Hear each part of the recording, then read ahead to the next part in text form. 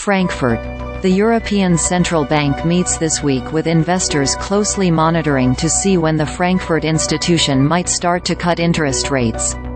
It will be too early to declare victory in the battle against inflation, but with inflation at a two-year low, it certainly gives the ECB's Governing Council breathing space to focus on another important issue: its gigantic balance sheet.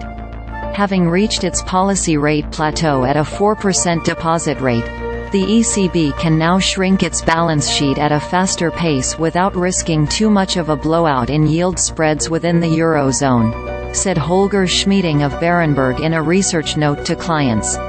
Nonetheless, markets will probably have to correct some of their overoptimistic rate cut expectations once the ECB has spoken this Thursday.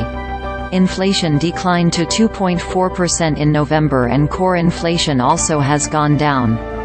With inflation falling faster than expected, investors have increased their bets for ECB rate cuts next year, especially after one of the more hawkish members of the board, Isabel Schnabel, called the consumer price slowdown remarkable and a pleasant surprise, according to a transcript of a December 1 interview with Reuters.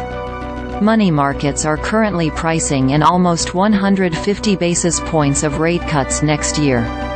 The bank's key deposit rate is at a record high of 4%, after 10 consecutive hikes that began in July 2022 and pushed rates back into positive territory for the first time since 2011. The risk is now earlier and larger cuts, and an ECB more capable of decoupling from the Fed, said Mark Wall, an ECB watcher with Deutsche Bank. But he believes the ECB will most likely keep its cards close to its chest.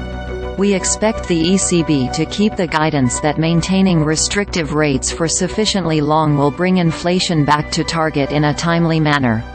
Looking ahead, there will be a new round of staff projections for inflation and economic growth in March, which will give the central bank more data to back their data-dependent policy approach and possibly give it room for rate cuts.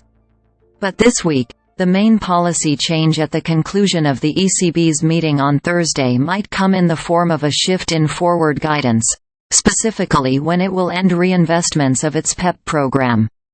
The PEPP, or the Pandemic Emergency Purchase Program, is a flexible bond purchase program introduced during the coronavirus pandemic. The ECB reinvests any maturing securities it gets from its PEPP portfolio, but that could soon change.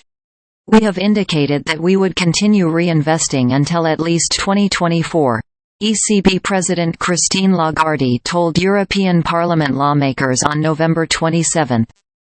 This is a matter which will come probably for discussion and consideration within the Governing Council in the not-too-distant future, and we will re-examine possibly this proposal.